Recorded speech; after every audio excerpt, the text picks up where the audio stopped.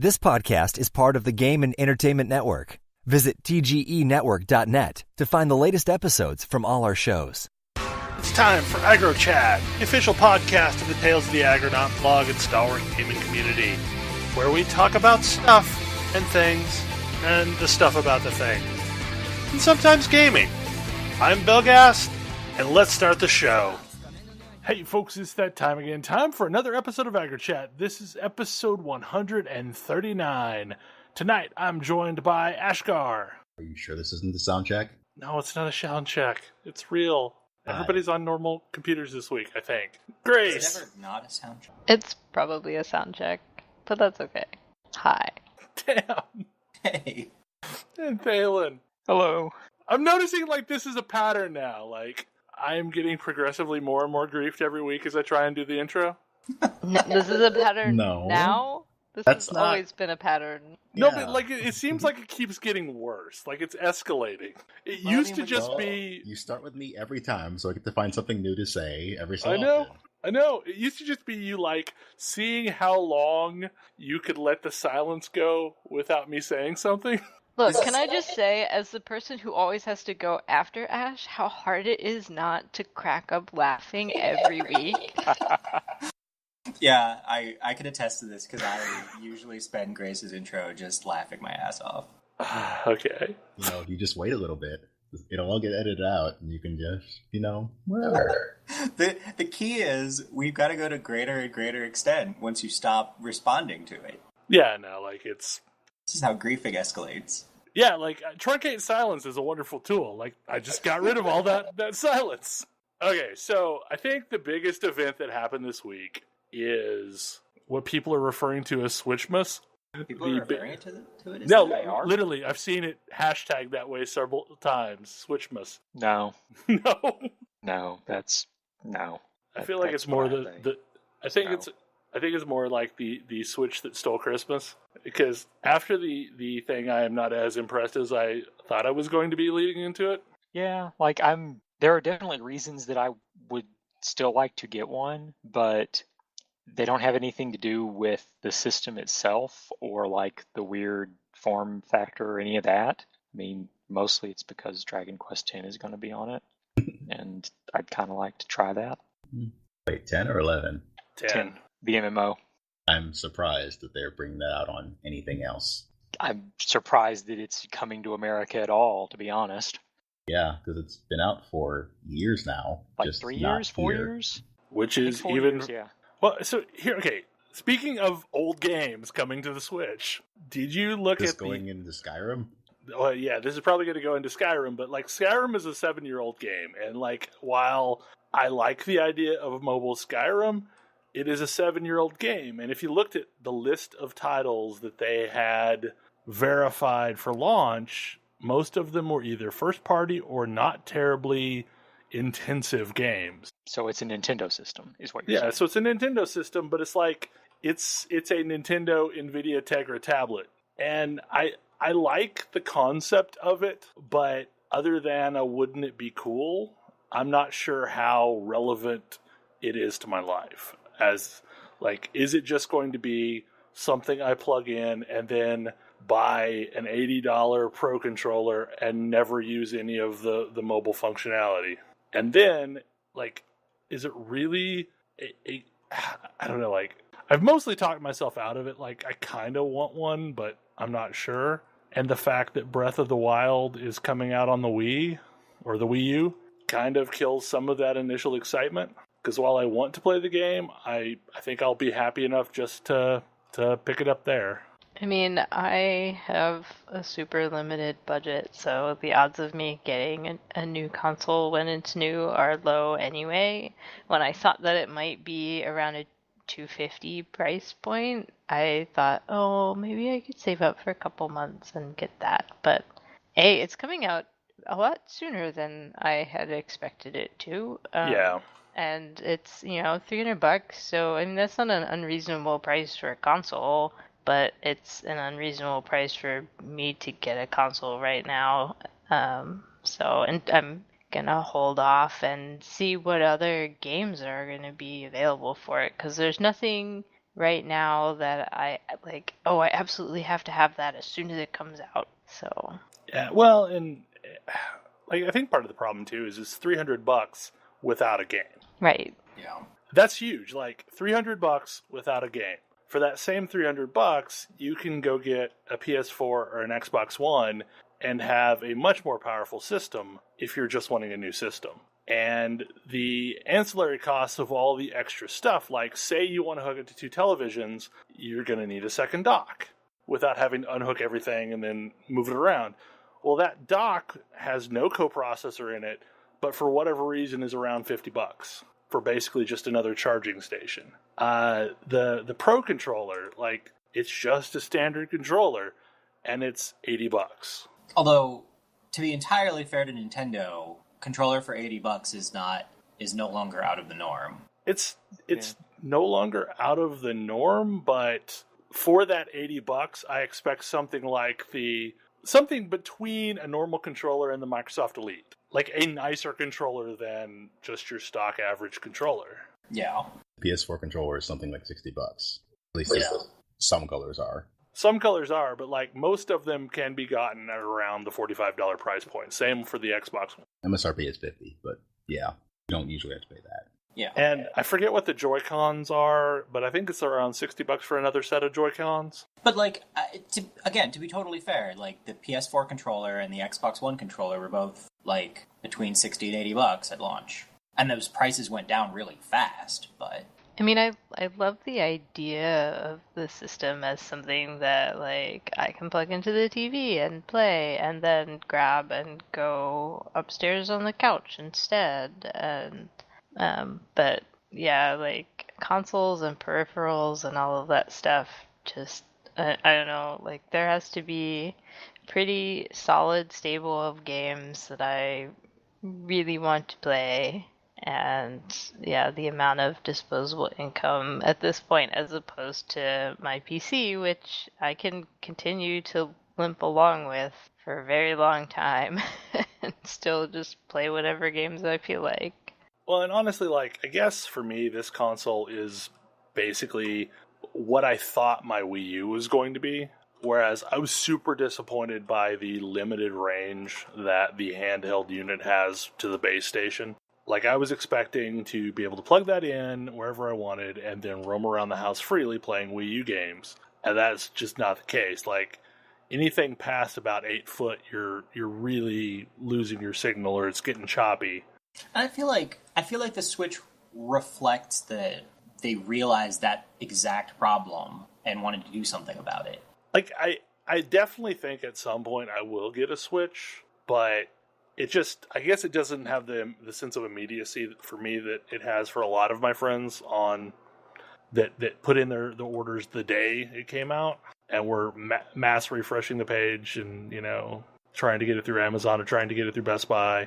Like, I think it's a cool thing, and it will be interesting, especially if this is where they're taking, like, if this is going to be their handheld and their main console. Yeah, that's exactly what I was gonna get into. Like, if this means that they're basically merging their handheld and console into the Switch, then it makes it way more appealing to me in the long run, because like there's a lot of games that come out on the 3DS that I would probably really love to play, but I just like I can't even remotely in good conscience get a handheld console because I don't have a ton of like opportunity in terms of, you know, a commute on public transit or something like that where I can really play something like that a lot.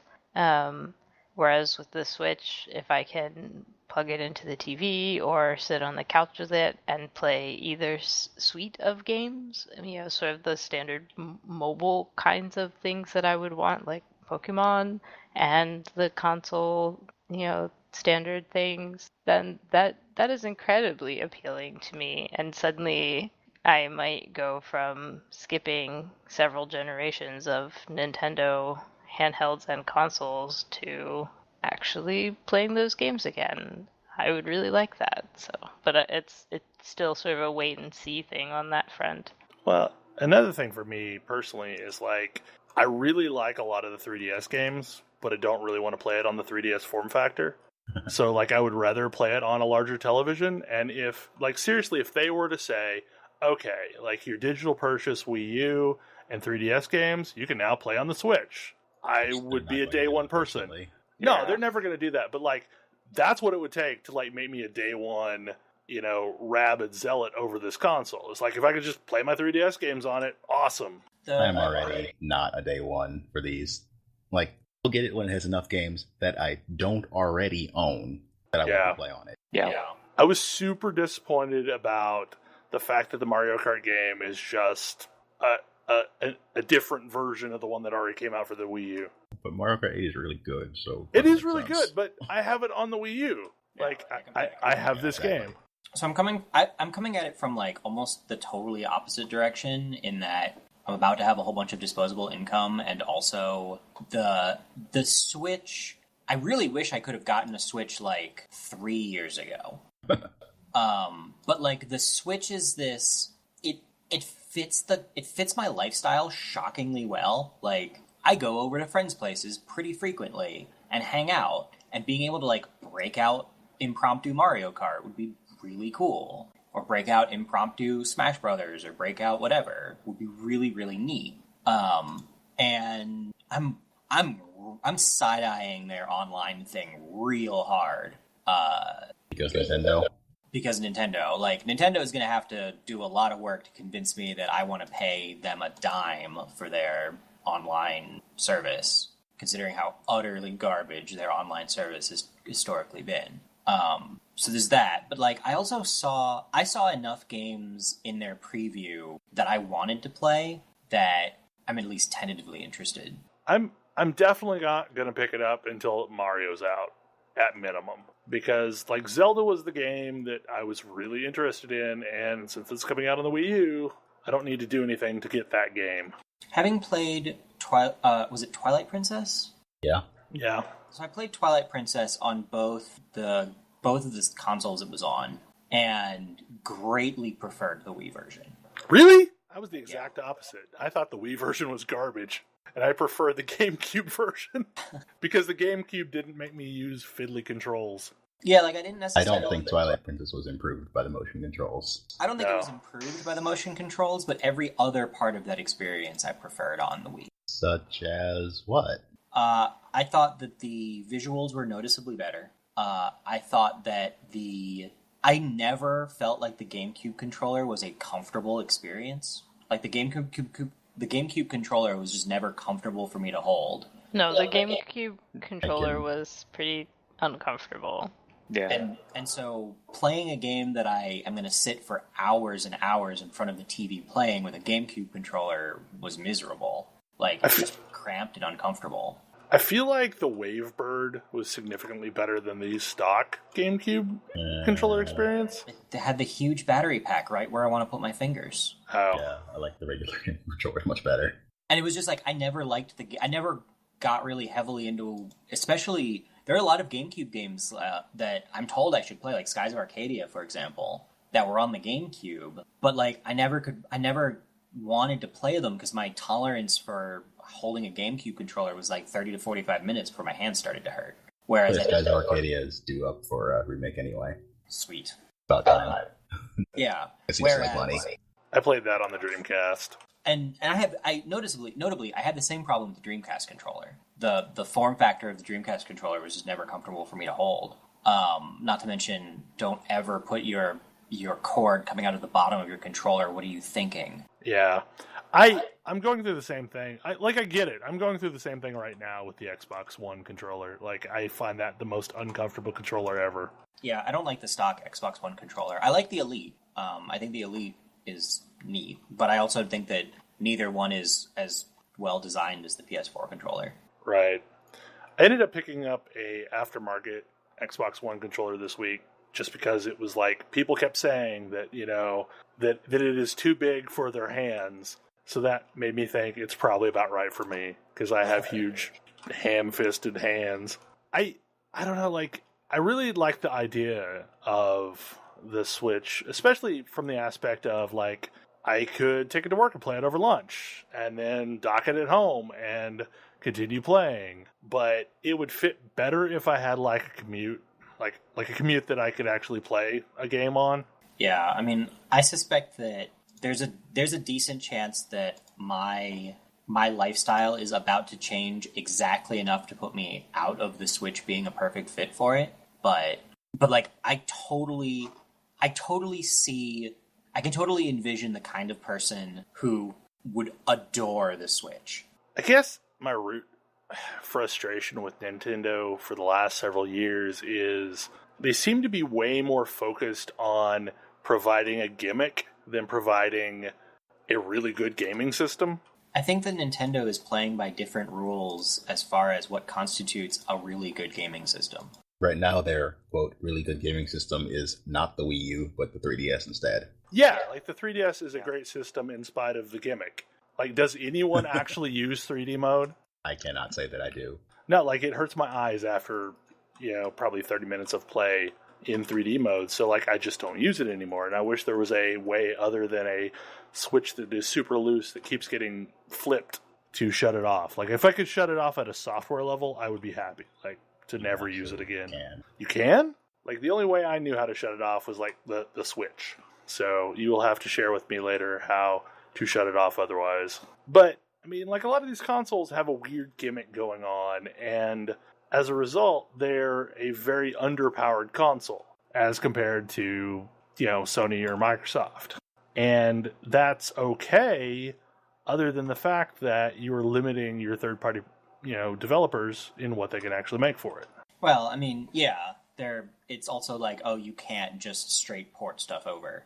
I'm really hoping that this is the console where Nintendo jumps on the super great indie support boat, because I feel like some of the experimental indie stuff that is possible on the Switch, that is doable on other consoles but not convenient, is super clever, or potentially super clever. Like, Johann Sebastian Joust on the Switch would actually be a thing that a lot of people would be able to get and play and have a lot of fun with, as opposed to the 6 people who have enough PlayStation Move controllers and the ability to set the whole thing up in a weird living room situation. Well, and like Push Me Pull You would be a perfect game for a Switch, because you could flip it into the 2 mini controller mode and like actually do it on a coffee table. Like, yeah, like a bunch of the criticism I saw of the Switch is like, I don't understand why I would want to play a game without a screen. Like, why would I want to play a video game without any visuals? And it's like, I could totally understand why you'd want to do that. Like, it becomes a digitally assisted, high-tech, physical game platform, and that's really, really cool. If you've got people who are willing to take the time to figure out how to do cool stuff with it, which is what your indie scene is for. I guess the problem there is it's Nintendo, and they're traditionally bad about letting anyone play in their sandbox. They are better on the 3DS at this than on other platforms, but I don't know. Like, I'm just questioning as to whether or not they can really handle being the indie platform when Sony has already put a lot of effort into that end of the world. I feel like they could pull it off in a very Nintendo way, because Sony is running into the same problem that a lot of the big open indie platforms are, which is the signal noise is terrible. Yeah. And that's already true. Like, the 3DS eShop is not worth navigating and has a whole bunch of crap in it. Oh, really? Yeah, it's horrible. Like, have you ever... Okay, go to the 3DS shop and look at sale games. Or don't, really. Yeah, because you're going to see maybe one useful title and a bunch of shovelware. That's why I said, like, the 3DS is better at getting indie games on it, but, again, there's the signal-to-noise ratio problem. Yeah. Yeah, you're right. I don't want any of this. Yep. It's like, I think I want a Switch. The games that really sold me on it weren't Zelda or Mario, but there were a bunch of other stuff that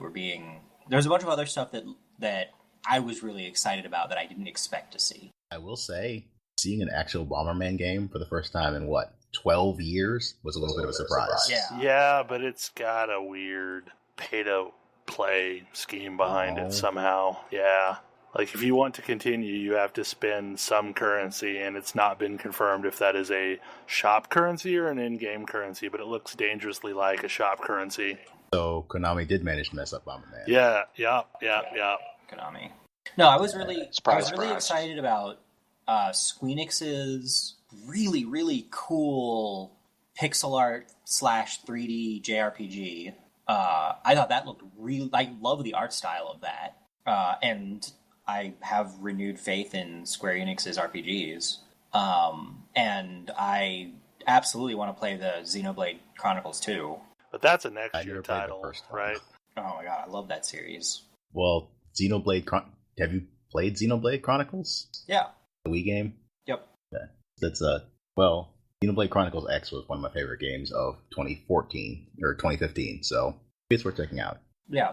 But it was stuff like that I saw that I was like, oh man, that looks really cool, and that's like what I want to play on a console. But yeah, none of it was enough for me to go to the trouble of figuring out a day one purchase.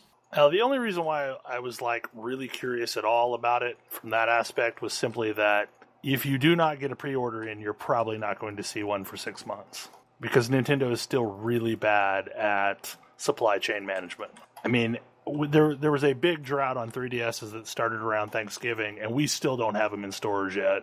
At least not here. My wife had to go to an amazing amount of trouble to get me one for Christmas, and I'm still incredibly impressed that she did it. Because, yeah, they're not to be found, like, within 400 miles of here, I think. And considering you and I both live in Walmart country, if they had them, we would have them in our Walmarts. Yep. Yeah, looking at the list of announced games for the Switch, everything I'm really, really interested in is simply in development with no actual date announced. So, yeah, I can wait. And mostly everything that I'm interested in is Dragon Quests 10 and 11, and maybe Dragon Quest Heroes. I am interested in Dragon Quest Heroes. Yeah. too. I don't know what that is, but it looked cool. Yeah. The first one's already out for PS4 or Xbox One. Sort of an RPG-esque with Dynasty Warriors mechanics-ish. Yep. Project Sonic 2017. How optimistic do I feel? Not very. Probably not that optimistic. We have about a 33% chance maybe that game will be good. There have been good Sonic games in the past, few years, but not many. It's a 33% that it may be good. Yeah. That's not bad odds for a Sonic game right now. I know. That's what I'm sad. Okay, that's probably the end of our depressing Switch talk. I'm cautiously optimistic about the Switch. I'll be totally honest. Like, I'm probably not going to pick it up day one, but it has the opportunity to deliver stuff to me that I actually want that I can't get elsewhere. So I'm tentatively excited about that. Yeah. Yeah, well, I mean, once there are enough games actually out for it that I cannot get anywhere else, which it looks like there will be, enough of those, I will probably eventually get it. I'm more excited about a Switch than VR. I am way more excited about a Switch than VR. I mean, ultimately, you buy a Nintendo console for the first-party games anyway. This has been historically true, yes. Yep. Okay, so next thing on the list is something that probably most of you haven't actually even heard of, but it's a game I've been watching for a while. It was previously called Game 4 by the Behmoth, the folks behind Castle Crashers and Battle Block Theater, and I don't remember what the other game is that they've released. Alien Hominid. Yeah, okay. It is now called Pit People. It is no longer Game 4. It is a weird game. Like, even for the Behemoth, it is a weird game. It is a post-apocalyptic setting, but the apocalypse in this universe is a giant bear crashing into the world. Okay. And when the bear hit, it cracked the world up into hex patterns. And there are giant showers of green blood every so often that come from the bear that destroy things. Bear. It is apparently a fell bear. But yeah, so it's this weird exploration and part RTS, but it's like an RTS designed for... Well, it's turn-based. Yeah, turn-based. So it's like a turn-based combat thing. And like your first battle is you are Horatio, the peaceful blueberry farmer, and a bunch of guys led by a guy named Jerkamedes wants to come wreck your farm and eat your child. And you have to learn how to fight back and, like shielded. It introduces you into some weird rules like, shielded characters, can block arrows. but they can only block so many based on the size of the shield, and that makes total sense. But then there's another rule that people that are wearing hats take less sword damage.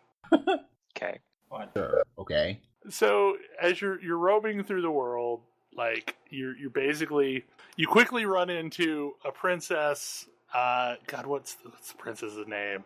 I'm scrolling through my screenshots to try and find it. Pipistrella, who is trying to save her father, and so there's a narrator through the entire thing, but the narrator is like a vindictive narrator. And during the first battle, he's like, it's time for the blueberry farmer to die. I said it was time for the blueberry farmer to die. And all the while, like, as you're killing off his people, he gets more and more upset with you. And then, like, when you get to Pipistrella, like, he tells you that you've now forgotten all about your son, and you're going to follow her through her mission. So the game is weird, as you would expect from there's like an overworld exploration kind of mode, and then there's these turn-based battles, and you recruit additional fighters, and so like any fight that you go into, you can recruit one of them at the end by throwing a net over them, and now they fight for you. And the mob types are weird. Like, there's a mushroom that will run up to people and then fart, and that fart poisons you. And after farting, he throws a thumbs up sign. There's a cupcake. So it's a game in the vein of Battle Block Theater and Castle Crashers in that it is weird. Yep, absolutely. That studio is that studio. There's a cupcake that like heals you by like throwing spoonfuls of itself at you that land on the ground, and like it's a puddle of frosting, and like anybody that stands in the puddle of frosting will heal up. What makes it excessively weird. What makes it really interesting, though, is like, so yeah, it's a turn-based game, but you direct where the units go, but you have no control over the unit. So like they have a mind of their own. Like, so you'll move it into range with some units, and like say you move their hex into a range that's got 3 other units touching their hex. Like, they're just going to attack one of those units at random. There's no control over who they're attacking. So you have to, if you like really want them to focus on a single target, you need to make sure they're only in base contact with a single unit. There are weird rules like bowmen will hit whatever target is closest to them. I think I only like hexes because I associate them with King's Bounty. King's Bounty is amazing. Well, like there's a whole sequence of games that used hexes, and they were all kind of amazing. But like bowmen will attack like whatever unit's closest to them. So you need to make sure that your shield using character is like the furthest unit away or closest to the bowman. Like an early mission is like you break up a beach party where the people, like, it was like a beach party thrown by like a bunch of bandits. And the bandits decide to kill everybody at the beach party. And then, like, the girlfriend of the bandit is complaining because they killed all her friends. So they're going to go find another party. So, like, they run off and, like, tell the bandits to finish you off. And, yeah, no, it's weird. It's a weird game. But it's in early access now. And it is hilarious. Also, if you have played their other games, you end up starting with some cosmetic swag. So, like, if you've played Castle Crashers, and I don't even know if you've beaten Castle Crashers, if you've just played a significant amount, you end up with cosmetic helmets of the 4 base night colors. Or if you've played Battle Block Theater, you end up with like a couple of characters from there. And my favorite character is like early on you find a character, Sophia, and she wants to claim everything from Queen Isabella of Spain.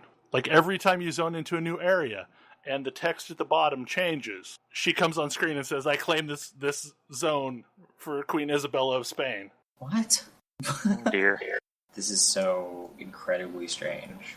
Yeah. It's very much in a setting similar to Adventure Time, because like the fact that there's animate food, nobody seems to think it's any weird. You didn't mention this was a weird 6-legged bear. Yes, it's a weird 6-legged bear. And it's the same kind of bears that, like, you attacked in Castle Crashers. Sure. Just huge. It's huge. Maybe it's actually the exact same bear kind of bear, and this world is just tiny. There, I uploaded a screenshot of the board showing the fog of war and the bear head for rain or for like sizing to show notes. Wow. But yeah, like it's straight up crazy, but it's my kind of crazy. I mean, it does sort of look it. What's interesting about it is you watch I watched the intro video, and I was like, yeah, Yeah, that basically is the intro to the game, and that leads into like the first mission. That's the narrator that the guy talking in the intro like is the narrator through the entire thing, and he heckles you. So this is the point at which I think Tam was planning on having the weirdest game to talk about, and apparently I trumped him to that. But Tam, tell us about Event Zero. So I got into Event Zero because I was looking at the I don't remember the name of the game awards, but the like indie game awards coming up that people were voting for and so on and so forth. And picked up Event Zero because it seemed kind of up my alley. And it's a weird game. The premise of this game is it's like this weird alt history thing where the space program never ended. And so, we were launching touristy spacecraft in the 80s and throughout the 70s, throughout the 80s, more space programs in the 90s.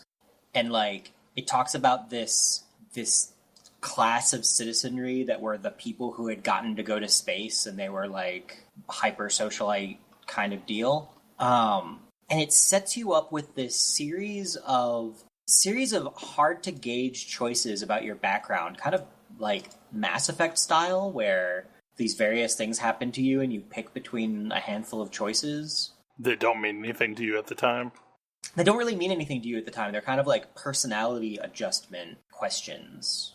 Like, oh, you decided that you were going to go into space because, you wanted to get off planet. You wanted to make a difference. You're, excited for adventure, whatever. And again, in the intro, something goes wrong with your space mission and you end up floating in a capsule for a while until you run across this like abandoned old spaceship that you dock with. And it's this like weird experimental touring craft from the 80s with like those old, I don't even remember what they're called. They probably have a number in their name at the end of their name. Those like those screen and terminal, usually in green.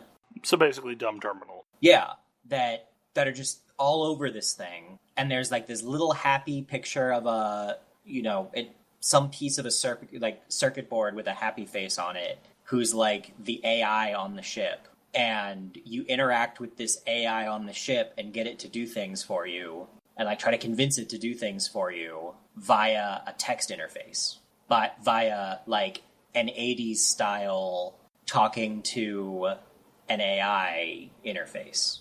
And like it's one of those things that you can imagine having been a good idea in the 80s. Like none of the doors in the station will open unless the AI opens it. So you've got to like type in, please open door D1 or open door D1. Open the pod bay doors, Hal. Yeah.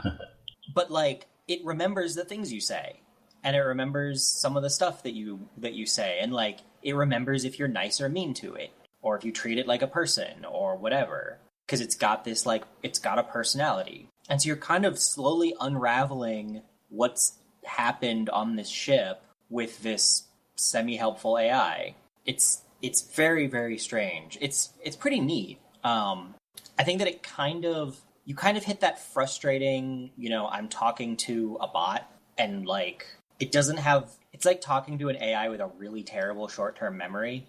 And so you've got to get good at, because you'll be like, if you say, it does the thing where if you say like, okay, to the bot, it'll say fine. Or like you say yes, and it says indeed. Just sort of those automated like throwaway responses. Yeah.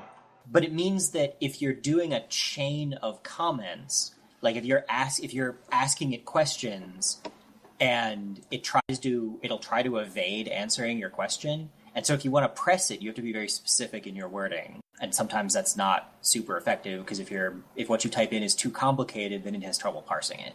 That makes sense. So it's this interesting idea. I don't know if it executes it like perfectly, but I definitely enjoyed it. It's a weird little game in which you try to make friends with an AI in a VCX 100. Because no, that's not the right thing. TRS-80? Yes, TRS-80. Otherwise known as the Trash 80? Yeah, TRS-80. That's the one I'm looking for, not the VCX 100, which is from Star Wars. That will teach me to guess at a name while we're podcasting. It's okay. Nobody will even know. Cough. But yeah, it's a weird game. It left me wanting to explore more of it. And there's definitely multiple endings and a variety of ways that you can go through it. At one point I died because I couldn't adequately communicate to the AI that I needed it to open the airlock before I suffocated. So I literally suffocated while I was watching a progress bar for the airlock opening. But yeah, enjoyable. I see why I definitely agree with its inclusion on the lists. The great AI, the great indie games lists. I think Stardew Valley is better as far as indie games go, but I mean Stardew Valley is pretty amazing. But like, I definitely want to keep track of this developer and see what they do next. Well, yeah, what they do next, because they've got some really, really cool ideas that I want to see kind of expanded on. I really want Kodra, who isn't here, but I really want Kodra to play this game because I suspect he'll like it a lot more than I did. Yeah, it sounds like it's something down his alley. Yeah. So, something that happened to me this week that was a little interesting is I finally was able to catch up with my clan in Destiny and run the new raid. And man, that raid is way more complicated than the previous one. So, part of the whole Rise of Iron story is of this group called the Fallen finding essentially a AI nanite called Siva that was created as originally like a building tool that would go in and like help them terraform planets because it could create whatever they needed it to create. And then it kind of went wrong and nobody could quite control it, and it would infect the Guardians and caused all sorts of problems. And they sealed it up in a vault, thinking that no one would be able to... things that you'd never want to see again. Right. You always seal it up in a vault, because nobody's ever going to go to that vault. But guess what? The Fallen got into that vault, and they started using it not only to build weird shit for them, but to also modify themselves. And this raid is essentially like you fighting off the leaders of this splinter group of Fallen called the Devil Splicers. And it's really interesting. Like, so in King's Fall, the biggest problem I had with that raid was it had some pretty heinous jumping puzzles. Like, there was a sequence of ships, and the ships would disappear, and you'd have to jump to the correct one at the right moment, or you would fall and have to restart the sequence. And it was extremely frustrating, and jumping over a big empty pit, triggered every sense of vertigo I have in me. But this one, it has a few jumping puzzles, but they're not as bad. They're not the focus of the raid like King's Fall was. So, the first encounter is you are fighting a bad guy, and he's got a shield up. And there are these charges laying around the room where, there's these electrical charge spots. So you have to collect those, and if you collect 4 of them, you basically overload a generator that sends a shock to him and takes down the shield. And 2 different people need to be gathering charges at the same time, and then they slam them down on this generator, and it takes down a shield, and then you can DPS them for a bit. But after you've gained your 4th charge, you have a timer, basically, where you have to get it to a generator or it kills you. And what the rest of the raid is doing is basically keeping ads farmed down enough to where these people can run around and collect the charges without dying. And there are charge-eating mobs that will go there, and they will soak up the charges. And as is usually the case, they threw me right into the fire, so I was running charges, like right out of the bat. And they didn't tell me the bit about when you get your 4th charge, you have a limited amount of time to get to the thing before it blows you up. So yeah, I had to get rezzed in. The number of ads they weren't too bad, but it was like a lot of ads. So the 4 other players had to absolutely be focusing down, getting the ads down in order for us to get the shields down, and then we could DPS in the center. And that was the first encounter, and that was pretty normal fare for. There was a similar encounter in King's Fall where you were running totems, and basically another set of players would have to go with the totem runners to make sure that they would, shoot down these barriers that would come up, and make sure the ads were free enough for them to run by and get a set of totems in and slam it down before a timer ran out. So that was standard fare for the opening of the raid. Where the raid starts to get weird is the second boss that everyone refers to as the Death Zamboni. So on top of the wall, which the tower that you spend a lot of time in is part of, there is this siege machine that the Fallen are building to basically like run along the wall and eventually take out the tower. And it's like this giant battering ram, Mad Max style. And when you do the tower, like you basically have to blow this shielding off, take out a couple cannons, and then you blow a panel off the front, and it allows you to hop up on the thing. Well, you've just now damaged the sled that you're riding along on, so you need to repair it. So you start taking out things that spawn in, and as you take them out, they drop parts. Now, the parts have to be carried back to the Death Zamboni, and when somebody's carrying a part, they can't do anything, so you have to basically guard the people carrying the parts. And then it's not just that you have to get them back, you have to get them into the correct locations, all the while fighting stuff. And then once you've gotten it back into the location, you ride it along again until you get to the next part where like somebody comes by and damages you again, and you repeat the process until finally you cause it to go careening off a cliff. But as it's dropping off, you need to jump because there's a platform down below this thing on the other side of this cliff that you need to land on in order to survive the encounter. Otherwise, like at that point, you can just res back up and you're at the end. But like if you really want to do it for extra style points, you need to jump off and hit this platform as you're going down. And then things get a little weird because now you basically fight. Actually, I think it was before the Death Zamboni. There was the guy that you fought first just runs away, and then you have to fight him again. And that's a count like that. There's like a lot of moving parts in this raid. Like, and I am constantly amazed that people figured out what they needed to do to get these fights down. Like, I am shocked. I don't want to know how long it took the first people to get through here and figure out what it took to move an encounter along. But I think like the biggest difference between Wrath of the Machine and King's Fall was in King's Fall there was like a person that had to do something, but you could kind of pick who that person was, so it made it easier to ease people into the fight.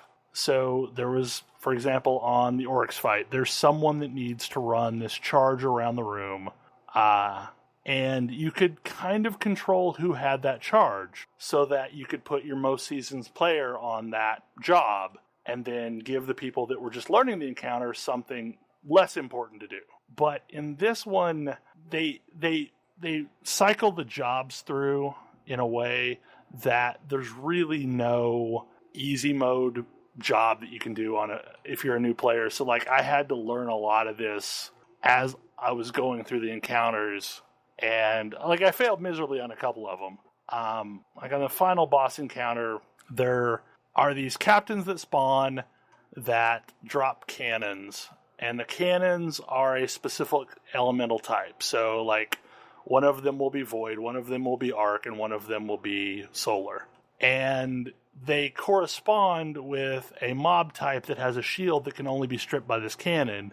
So when the captain drops, you have to grab the cannon and then communicate with your group to find out where the corresponding mob with the shield is, and run over there real quick and strip the charge and blow it up so that you can get a bomb that you then throw at targets on the boss's platform. And like the first round, there's a single target per side. On the second round, there's 3 targets per side. And on the final round, there's 7 targets per side. And there's a limited amount of time that you have to hit the targets, or the boss blows everybody up in the room. So that took a lot of attempts.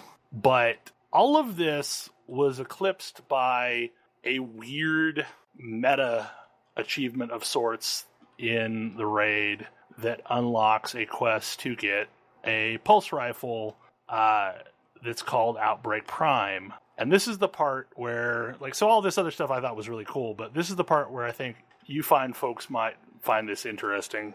So in the raid, there's these 5 monitors that are hidden in various locations, and you turn them on and you get basically a number showing on the screen saying that this is monitor 1 or this is monitor 2. And this took a while for people to find the locations of all the monitors. In the center of the raid, there is a room that people call the Diamond Room that is basically a giant computer. There are 4 quadrants, so 0, 1, 2, 3, and inside of it are these drums that look like capacitors. And the drums are numbered 0 through however many are in a row. There's a specific boot up sequence that came from an ARG that ran ahead of Rise of the Machine. And in order to boot the computer up, you have to have someone standing on one cylinder in all 4 quadrants. So you have to figure out a way to jump over to the cylinder without touching any of the other cylinders. And when you're standing on the cylinder, they light up and you hear this sound in the room.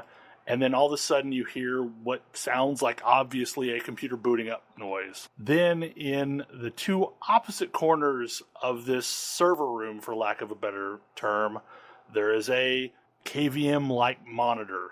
And it has a binary number on it that when decoded, it basically, one side tells you the row number, one side tells you the column number. So you have to be in communication and like holler out, like, so, you know, quadrant 3, column 0. Quadrant 3, actually, yeah, no. I think they go like 0, 1, 2, and 3, but they basically denote like a cylinder that you have to stand on. And in doing this, once you've gotten these sequences out, it opens up the computer in the center, and then you can go in and get what is the final monitor and loot a chest. And at the end of the raid, there's another chest that basically gives you the if you did it all correct, you get the quest to get Outbreak Prime. But this sequence is like really cool to watch played out, and the fact that you're having to jump around like crazy and try and make sure that you're hitting the right columns at the same time. And luckily it only goes 1 round, so it's not... I could see how it would be really frustrating if you had got like 3 sequences in and then, you know, screwed up and had to start from scratch. But from the silence, I have lost everyone. Just about. I mean, it sounds really complicated. Like, I keep hearing you talking about these things, and I bet, like, once you're in it, it's fine. But as someone who sort of is barely competent at the most basic levels of this game, it seems like it's well beyond me. I mean, it sounds like it's really fun for people who know what they're doing. I am not those people. Like, I mean, listening to the description, it kind of sounds to me like a puzzle that people would complain about if it were an adventure game puzzle, that this is way too hard and complicated, and what are you doing? It is very much that. That said, it doesn't sound any more difficult than the coaction drift puzzle in, like, Warframe. Okay, yeah. Which was its own. True. I mean, so the thing is about this is, like, I love the fact that I am coming in months and months late, and everyone was more than willing to go through all of this just to get me the quest to start Outbreak Prime. And, like, even the Outbreak Prime quest itself is a little bit of madness because, like, you have to group up with for certain parts of it, you have to group up with a Titan and a Warlock and a Hunter. And you both have these engines that are in your inventory. And you have to get the engine to basically be at 0. And that means that the Titan has to input a pattern, and the Warlock has to input a pattern, and the Hunter has to input a pattern, and each one of them, like, the digits of 0, 1, and 2 on this calculator mean different things for those different classes. And you have to somehow get it to where you're balancing each other out, like to where it reads 0 at the end, and that unlocks a step. And then you need to go do something else, and then you have another. So it starts off with like a 3x3 grid, and then you get a 4x4 grid, and then like a 6x6 grid. So yeah, it's kind of madness. And I'm constantly impressed at how fast people solve this. And granted, like, they solved it on the Reddit, and then from that point on, everyone's known how roughly to do it, even if the actual answers are slightly different each time. Yeah. But I guess it's no weirder than some of the things we had to do in Secret World. That's the other really thing that I was high thinking bar. of. It's like, this sounds like some Secret World shit. Well, and honestly, like, this is Bungie giving fans what they wanted, because they had a couple quests like this in Taken King, and, like, the diehard Destiny fans ate it up. Like, they loved it. Because there was a sleeper simulant quest that had a lot of this stuff going on in it. And I also went through that, and that was kind of madness. Because it involved doing something on a very specific... Right? What? No, that's not the speedrun. No, that's Black Spindle. The speedrun was insane. Sleeper simulant was... You have to wait for a specific daily quest to happen that gives you something. And then...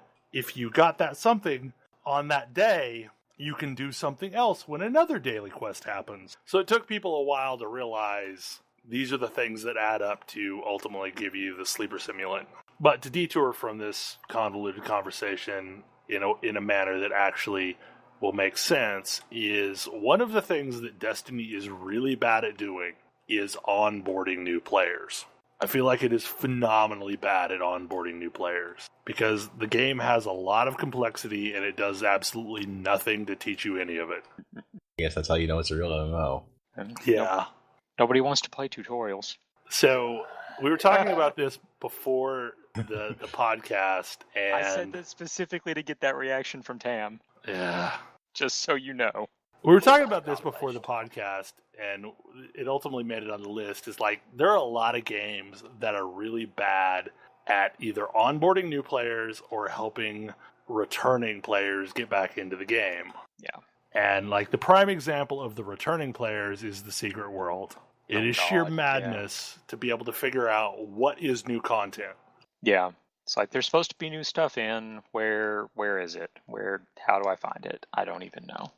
I think that's the worst case, because like, everything is repeatable in that game. So you zone into a zone and you see an ever increasing number of things flagged as stuff you can do. Yeah. And it's been long enough since you've been there that you have half the time you have no idea if you've already done that thing or not. Yeah. It's like, I don't know if I remember this or not.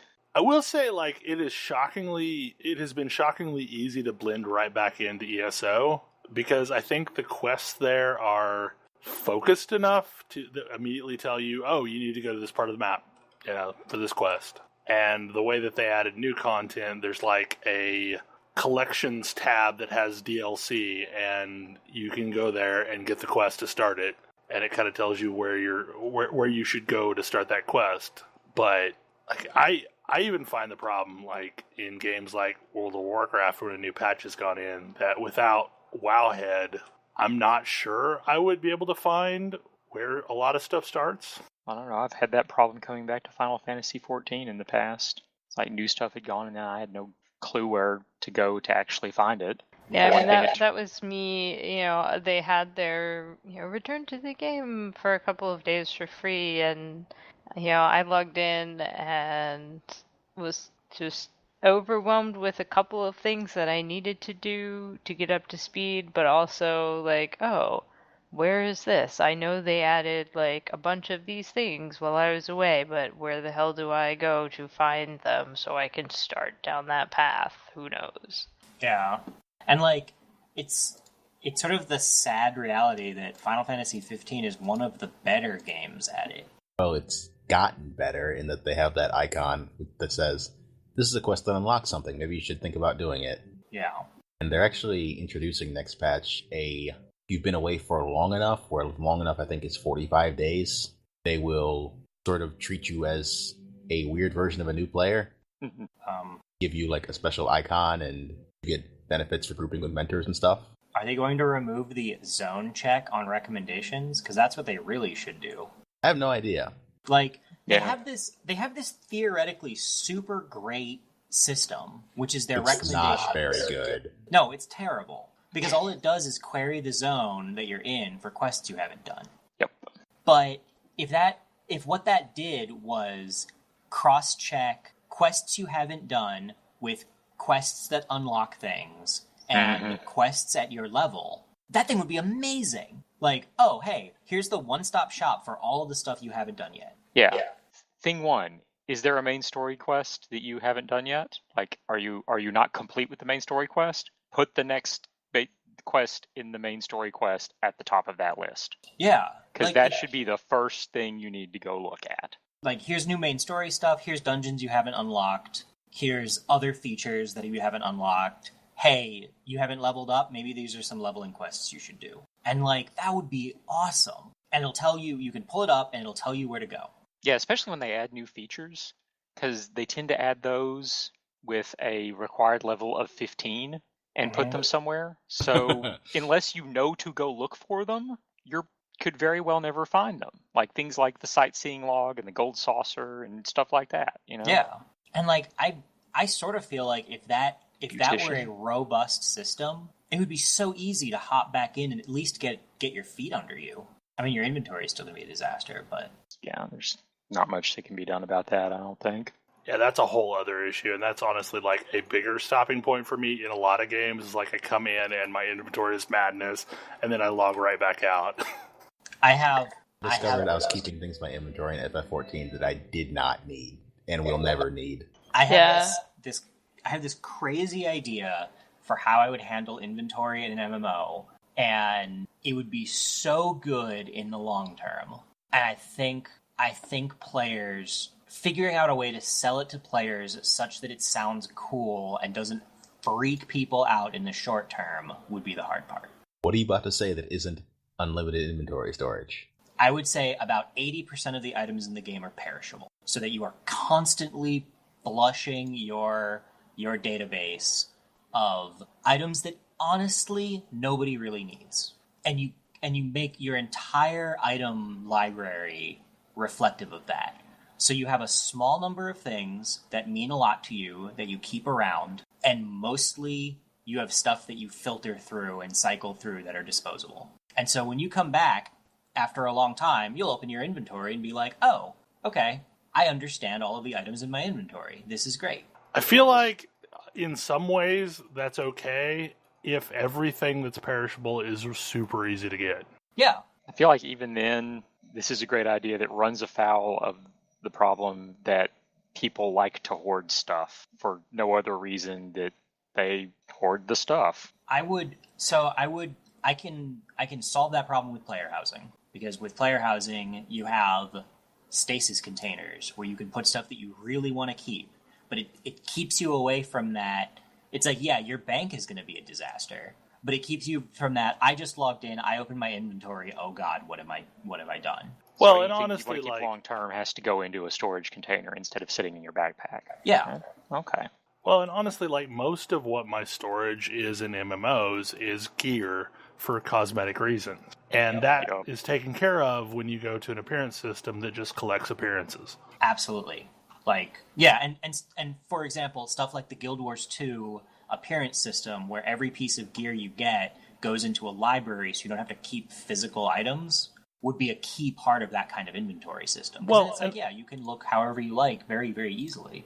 And honestly, like a lot of the madness of inventory in general goes away if you have two things. One, an appearance system, and two, a crafting inventory. Yep. Like an unlimited crafting inventory. Just like you collect shit and it's a number in a database. Yep. That's the thing Final Fantasy XIV could still use. Well, it could use Besides an so much appearance crafting system. stuff. Could use I- both of those things. It could use it quite Yeah, frankly. too, it could but really use both of those. But like Yeah. the crafting materials thing, like the last time that I left and came back to Final Fantasy XIV is when I said, look, I am either not ever going to get involved in the deep hole that is crafting in that game, or if I do, then I'm just going to start from scratch anyway, and I got rid of all of my crafting mats. Answer And is, it was I'm going to level glorious. with Excel quests, and therefore I never need any of this stuff.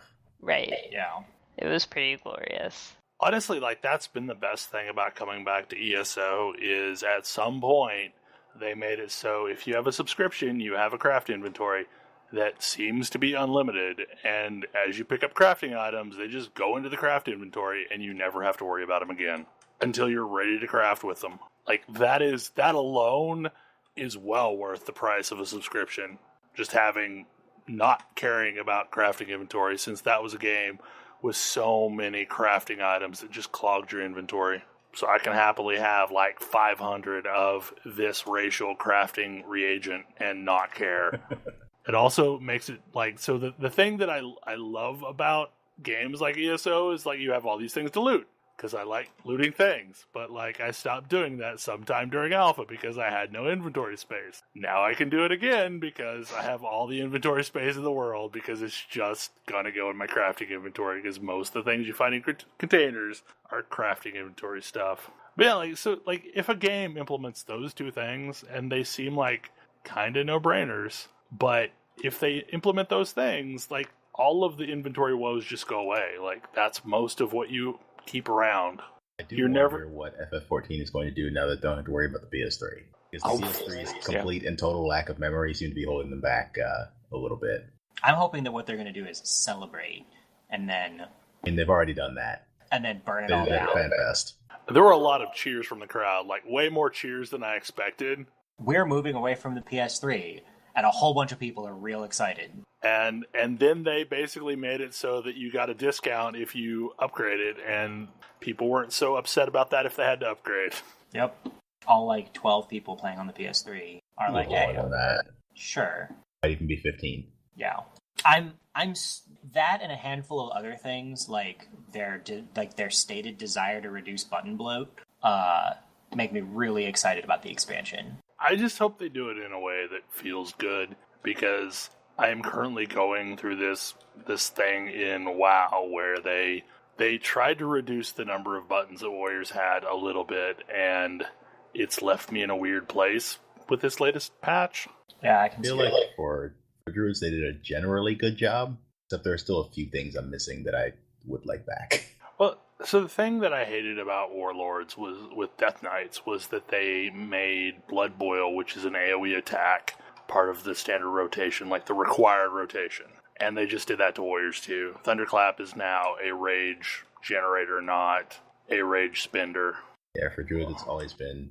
Swipe has been part of the standard rotation since you learned it at like level 15 or so. You probably learned it earlier now. Like, there were a lot of times I didn't hold off on hitting Thunderclap, but like in theory I could have. Like if we needed to do something super surgical, but yeah, no, that's not a thing anymore. So back to the root issue, like I'm not exactly sure how a game builds a system that messages what's left to do like really well. Like I can solve inventory problems. Those make sense to me, but like Guild Wars 2's map Guild Wars 2 does a shockingly good job of informing you what there is to do for you. I mean, I'm not sure, like... So I will agree with you to some extent, pending you know where to look. Yes. And that's the problem, is like, they don't message that they're telling you this very well. So it's as good as not doing it at all.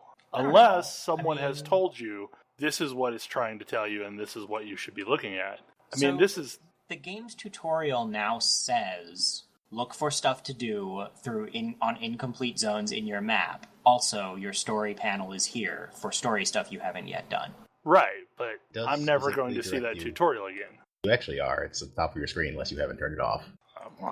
Direct you to the next story step always, unless you either have it set not to, or you aren't eligible for it, which happens while you're leveling mostly, since you get story every 10 levels now.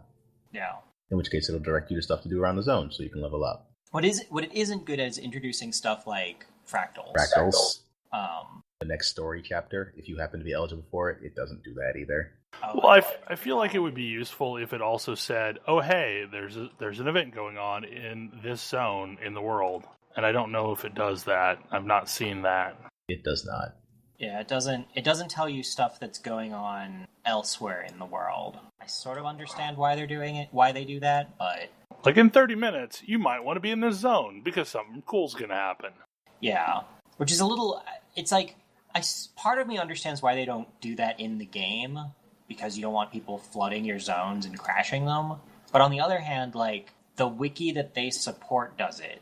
So you might as well just put it in the game. yeah.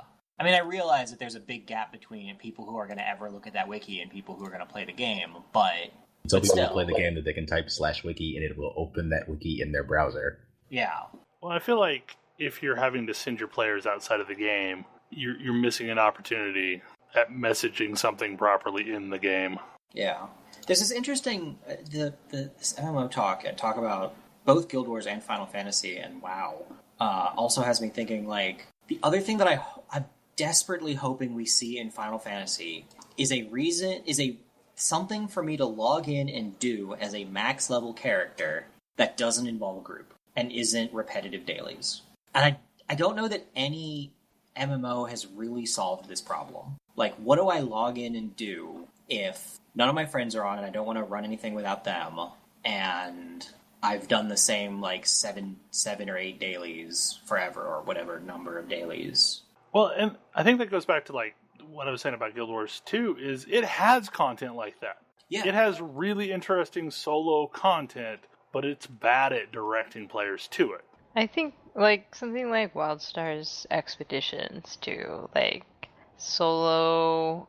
Like, you can play it with a group, right? You can play it with a couple of friends if you want to, but you can also just solo these basically small dungeons. And supposedly, in the next big update, those will be getting additional difficulty levels. So if you're sick of running them, and there's a few, but, you know, they have been getting old. I think they're adding a new one, but then you'll be able to bump up the difficulty and challenge yourself with them. So that's kind of cool.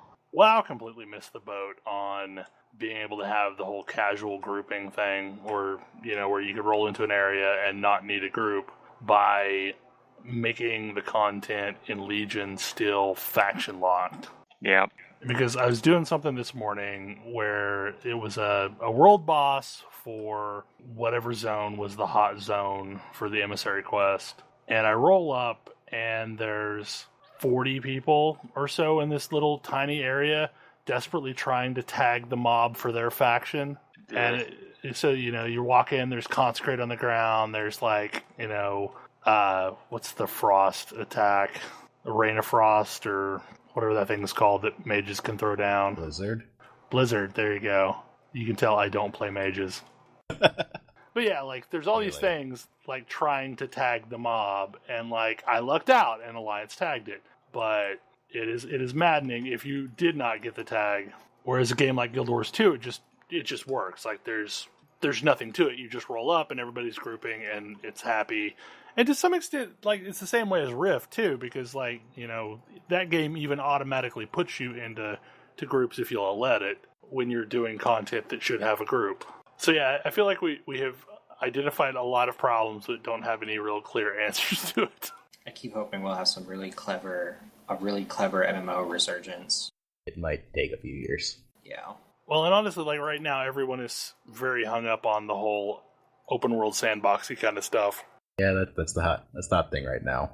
I don't have any problem with it. A little happier with than, you know, everything being a first person shooter.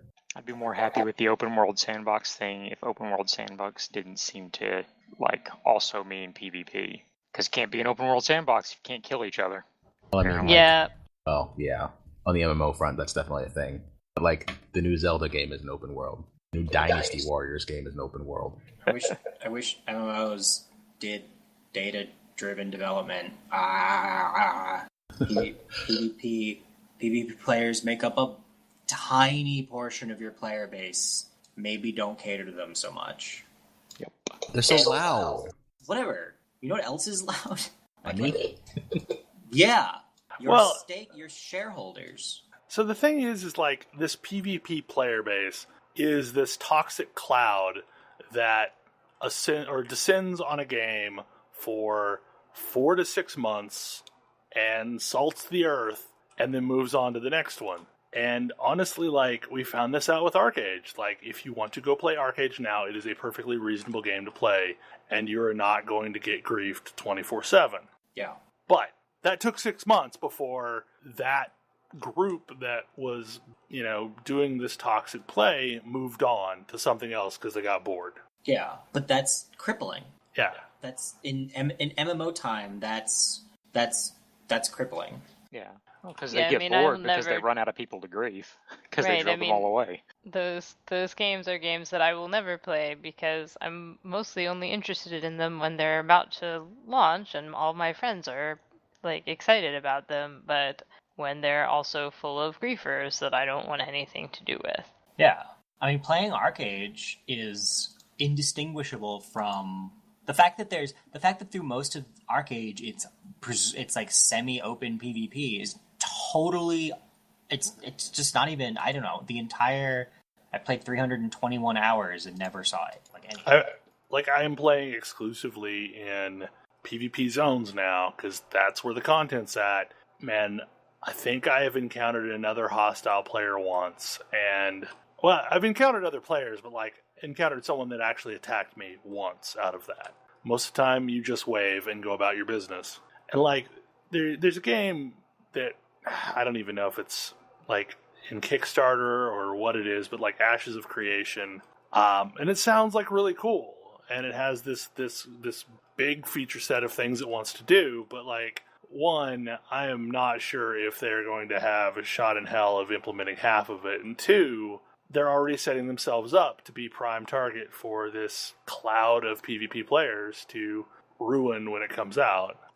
There's a lot of elements of Crowfall that sound really interesting to me, but I have no interest in the PvP, so no. Whereas if somebody said, "Hey, we're making a big open world sandbox PvE MMO where the world is real scary and you're going to need to band together with your friends to survive," Absolutely. I am totally sold. There is this really great game concept called Haven and Hearth. I assume it still exists. It's the guys that they were working on Salem later, which is the weird open world permadeath thing where, yeah. And Haven and Hearth was basically the same game, but free and lower res. And it's a really, really cool game. And I tried it out and, enjoyed it, but there was basically only so far you could go before you ran afoul of one of the massive groups of bag-of-griefing, player-killing, murder corps that had staked out every part of the world that was of any importance. Yeah. And so, never mind. Yeah,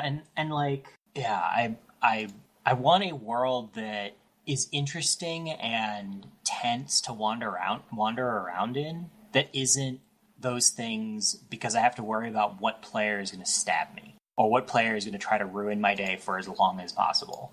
And I guess the thing is I am perfectly fine with parts of the world being hostile. That I know if I go into this area, then I can get grief. But there are interesting things in this area that make it worthwhile going there. The prime example is I don't even remember what the name of it is in ESO. The faction versus faction area. Cyrodiil, yeah. Yeah, I mean, as long as there's alternatives.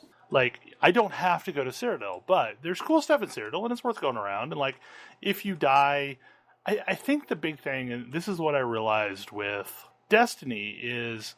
Okay, so Destiny is MMO enough to make me gun-shy of doing PvP, because it's an MMO, and, like, I've spent time on my character, and I don't want to be set back in any way. And the thing that made me realize that, Crucible's kind of fun is there is zero negative to it. Like, it exists independent of the main game, and there is no negative to it, and there's potentially a high benefit from doing it. So it's not a big deal. Like, at the end of the day, I know I'm out a maximum of 8 minutes of my life.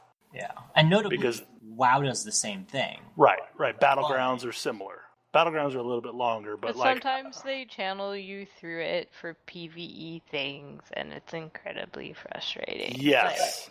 So if there's a game where there's some really interesting or key piece of content in a PvP area, I am not a happy camper. And likewise with WoW, when they try to funnel people who have no interest in PvP, have never had interest in PvP for however many years they've been playing this game, like, into the PvP zones for something, it's a disaster. Yep. And sorry, the I don't PvPers want to who be... like it hate it. Like, the people who want a PvP, like, sometimes they like it because then there's a bunch of idiots that they can kill, but usually you're on a random team, and guess what? Like, they're stuck with a bunch of idiots who don't know what they're doing and don't want to be there, and no one is happy. Yeah, Or I they're don't want to be trying- some other player's content. Yeah, or they're trying to be, they're trying to do something that's, like, not even part of the normal PvP game, which just ruins it for everybody. Yeah, I mean, a lot of the achievement, not a lot, but a few of the achievement things for, like, the holiday stuff, like, do something really dumb that you should never be doing in this battleground, and then everyone hates you. Yeah. Or even better, the proper way to play the battleground is not the way that you would expect you're supposed to play the battleground. So Yeah. I had a real hard time with that the first year they added achievements, because one of them for Christmas was something like get 50 honorable kills as a gnome, and I played through it. Those were incompatible at the time. Oh, jeez, yeah. Yeah. And, like, the other one that I think would be really neat is you have PvP in the open world if you have pledged to a PvP faction. And if you don't want to participate in PvP, you don't pledge to a PvP faction. And so, like, maybe you see a couple of players fighting in the street and having, like, shoot out the OK Corral or whatever the equivalent is. But, like, you don't have to get involved, and you probably can't get involved because you're not pledged to PvP. Yeah. And so you get all of that space to do PvP stuff with, and you get, if you want to PvP, you get that same kind of, like, thrill of wandering the world and having stuff happen. And you can do that in the same world as everybody else, but all the other people who don't want to be a part of that don't have to be. Yeah. It's the method Star Wars Galaxies used. And I mean, Yeah. the way they Blade did and it Soul wasn't... also uses it. Yeah, it wasn't entirely perfect, but it was head and shoulders above, like, Ultima Online's PvP system, for instance. Yeah. Well, I mean, think it also lets you it also lets you potentially do some cool stuff, like, oh, hey, you're a PvPer? That's fine. You don't get to know if any of the players around you are. If you're not, you know that you can't be touched. But if you are, you don't know who's faking it, who's blending into the crowd. I mean, I'm also okay with games that bribe you into PvP, so... Destiny's a prime example of that. Destiny's an example of that, and I've actually done a little bit of Crucible. I still don't love it, but, like, I've done it. And the other one that, when WildStar started merging all of their servers, one of the things that they did to try to get some world PvP happening on a mostly now PvE server was to bribe people. So if you flag for PvP, then I think you get, like, more money and more XP, whether or not you ever touch another person. So for a long time, I ran around flagged, like, constantly. And every once in a while, I would get ganked and I would be annoyed and consider it, price of admission for it. But, I did it and I became content for somebody else, but I got a lot of profit out of it too. And so it was mostly okay. Yeah, like, if flagging caused all of those variables to increase in frequency, so, like, you got more money, you got a better shot at drops. Oh god, that would enrage me. Still have no, yeah, that would just make me upset. Yeah, it's like, oh well, okay. So I have to either have to take effectively a penalty to what I'm doing, or be annoyed all the time. Yeah, I mean, I think like the WildStar thing was it split the difference pretty well, where you made some extra money, you got some extra XP, it was nice, it felt nice, but also if you didn't want to be bothered, it didn't feel painful or harmful in any way to not be flagged and just go about your life. Like, it was a large enough bonus that it was worth my while to turn it on if I thought that I was mostly unlikely to be molested, and it's small enough that I didn't feel like I was really missing out if I wasn't always flagged. Yeah. That being said, I do think it would be funny if you had, like, release, wait, haunt as your button options. And so if somebody killed you, you could hit the button to haunt them, and for as long as you felt like it, you could basically, as long as you felt like it or until they logged out, you could, like, wander around haunting them and just bothering them because they killed you. So you could, like, you'd have, like, a spell interrupt on a cooldown. So, like, every time they try to do something, you can scare them and interrupt their spell casting and grief your griefer. That would be so satisfying. It would be really funny. And, like, I almost think that if I could do that in a game where it's like, oh, I just somebody murders me and I'm really annoyed about it, I can follow them around and haunt them for a while. For as long as I feel like I want to. I bet you would cut down on even the player, the, like, day one super griefer cloud. I bet you'd cut down on that hugely, if not eliminate it entirely. It's like, how satisfying would that be? Like, you kill me and we both win. Because you get the thrill of, sure, you might get the thrill of killing me, but I get the fun of haunting you. And that haunting is going to go a lot longer than your joy of murdering me. No.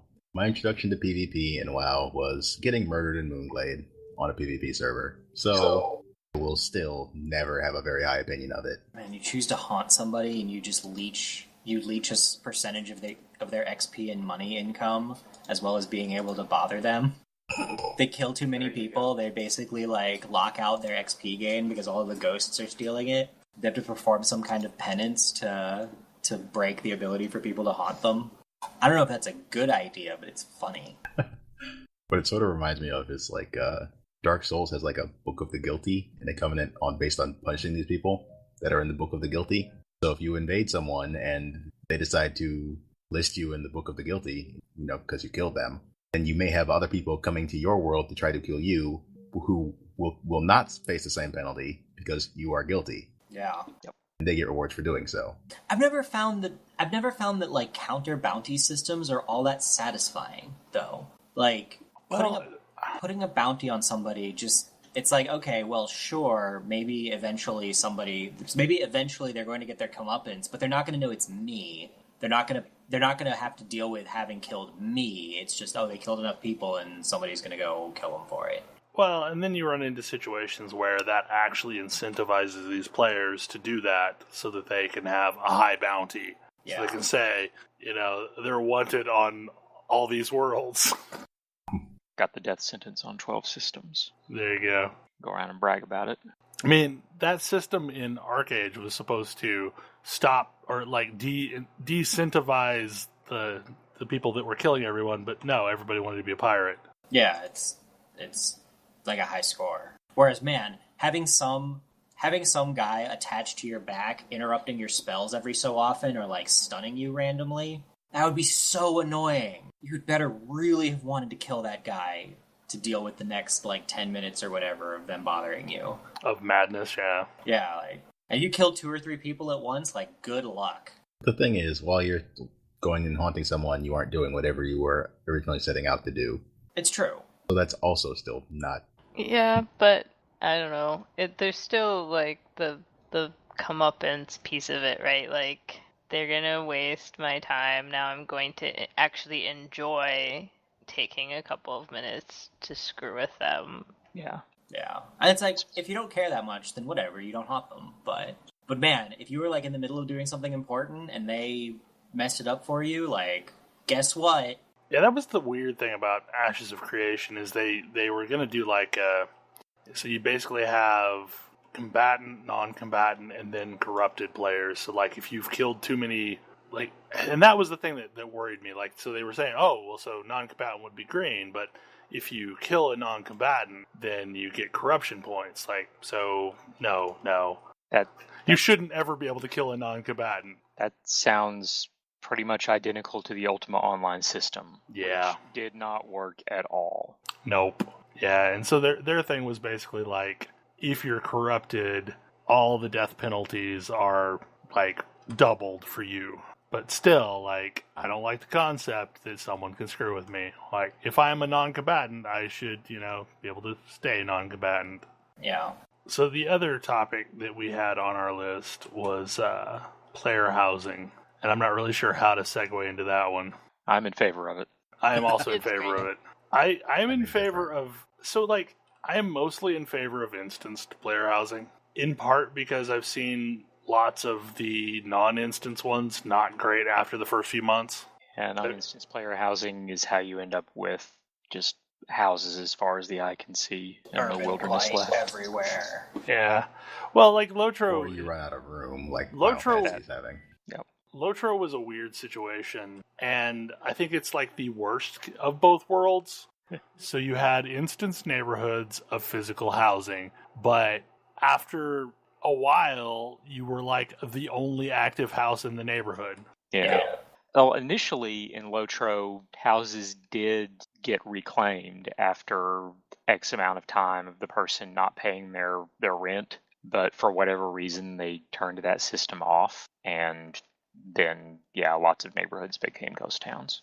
But like having purposeful instanced solo player housing is how you get garrisons, where that's just where everyone lives, and the rest of your world becomes a ghost town. I don't know.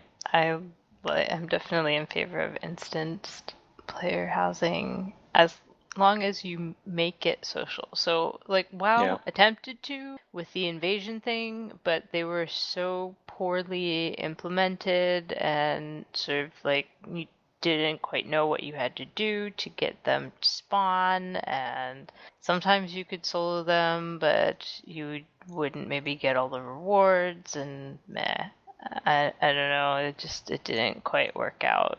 I feel like Garrisons was player housing from someone who really wanted people not to ever want player housing again.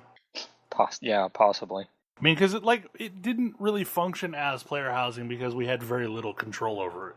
Like, sure, you could change the order in which your buildings were built, and eventually, like, oh, you could decorate you could turn on your holiday bits. But for the most part, like, it was a shell, and you couldn't see any real difference between logging into, this character or that character because they all had basically the same thing. Sure, they varied a few buildings here or there, but it was close enough to player housing that I feel like the WoW devs think they tried it now and it was not a success, so we'll never get actual player housing. Yeah. Yeah, I think that's sadly true. Like, I like systems that give you something useful and encourage you to share it.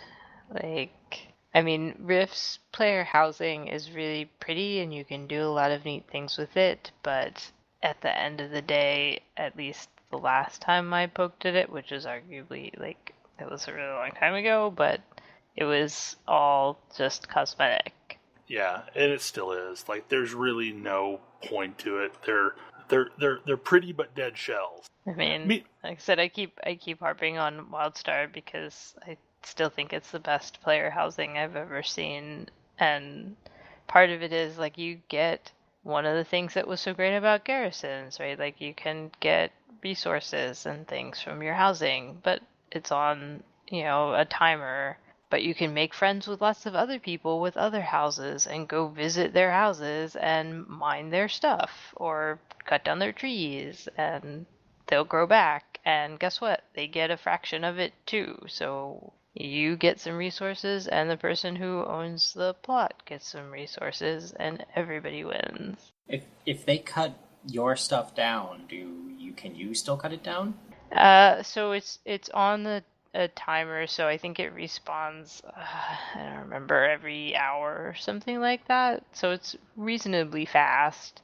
And so you cannot, like, if someone comes in and cuts your stuff down, you cannot immediately go in and cut your stuff down. It'll be gone. But you can set how much or how little you want people to be able to take. So okay. you can say, I want 100% of my stuff, nobody else can touch it, or I want to split it 50-50. That was the cool part that I thought. Like, so you could say, okay, it's a 50-50 split. So you come in and mine, you're going to get some resources, but then it's going to also give me resources too. Like, from you mining, it's going to give me resources. And like, I guess for me, what I really want in player housing is to be able to have like a cabin that maybe has a farm outside and animal pens for livestock or something like that I can go to and show off trophies from the game and also have a bit of storage. Like, that's really all I want from player housing is like, I just want a place that is a home for my character that also allows me to decorate it with with the achievements that I've gotten on that character. So I think ultimately what I've always wanted was Hearthstone expansion from Skyrim, where you had like some choice in how you got your house. What? Hearthfire. There you go. Where you got like some basic choice on like how you built out your house, and you could put like showcases and things, and that you could mount your weapons, so that you could go in there and see, these are all the things that I have, and isn't it cool? Yeah, I hear that the ESO housing expansion is very Hearthfire-y. I'm kind of interested to get in and mess around with it, because everything I've heard is that it's a really, really cool system. I mean, admittedly, like that's a lot of why I've been playing ESO lately, is because I know that's coming. I mean, I don't really want to patch up PTS just to play with it, but I know it's happening soon. Yeah. So I was kind of trying to get back into the game so that I would know what the hell I was doing. And it's shocking how much muscle memory is still there. Like, I was pretty much able to hop right back in and start playing without having played anytime recently. You did play it for a while. Yeah, no, like, literally, I forget how many months that I had added up that I had played the game. I mean, I was counting all the time we were playing alpha and beta, because, like, at least once a month we were playing alpha and beta. Mostly I want to see what the limitations are, and I've not really found much information on that, like what the hard limit of what you can do with housing. I mean, I know people can do some crazy stuff, as evidenced by a video that surfaced this week of the stairway to nowhere that goes insanely high into the sky. Yeah. But then again, like, we did some crazy shit like that in the Rift housing system, like in our guild house that Ray built. All I remember is that an arch became a bar. An arch became a bar, and then she built up the side of the waterfall. Yep. Which was something I didn't even know you could do. But like, there were areas up there that like you could actually use that, weren't really intended on. But I'm guessing it had the same thing going on where there was like no actual skybox limitation. But I will say, like, to Grace's point, like, I greatly prefer when housing has a point. Like, it means something. I mean, it's fun when it's just cosmetic too. Like, I like building interesting things in my housing, but I also like to have a reason to go there, even if I don't feel like messing around building something.